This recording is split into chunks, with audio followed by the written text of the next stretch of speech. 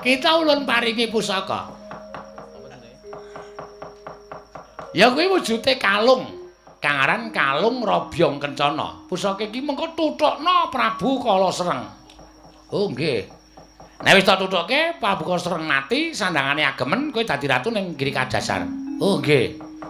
Pun ngoten mawon Mbok ki tampanana nggih. Oh nggih ngetaken dawuh. Waduh, woh kaya panah. Kalung Robyong Kencana. Sendika ngetaken dawuh. Sampun nyuwun pamit Mbok ya sing ati-ati. Sur titing ati-ati duga larak ngandel ora. Ngerangkul ngepuk-puk bul nyopet cah kae. Agong.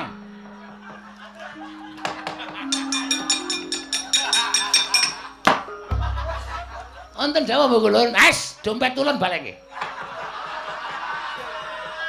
Kowe konangan wae ana isine STNK barang. Napa Dewa niku numpak kendaraan? Belum. Aja tok sepeleke. Dewa kuwi nitih kendaraan. Kene balekke.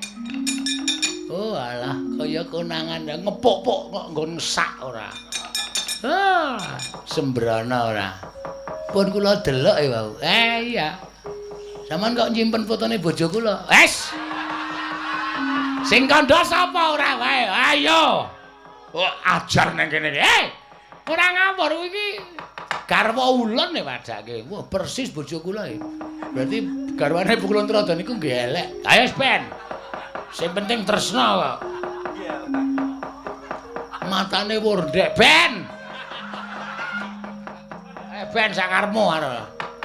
Andeng-andeng kok nang ngisor mata wis ora apa wantut babab. Wis Ben ya wis Ben ora apa-apa wis Ben.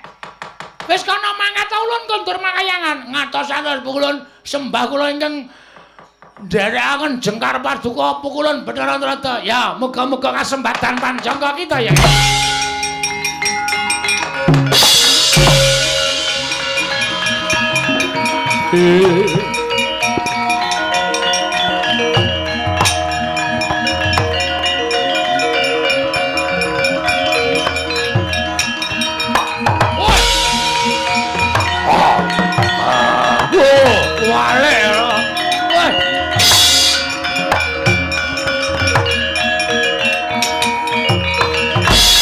Sapa iki? Ana wong kok nganggo training tok. Atlet SEA Games 2019. Cabang olahraga sekak. Sekak kok nganggo training.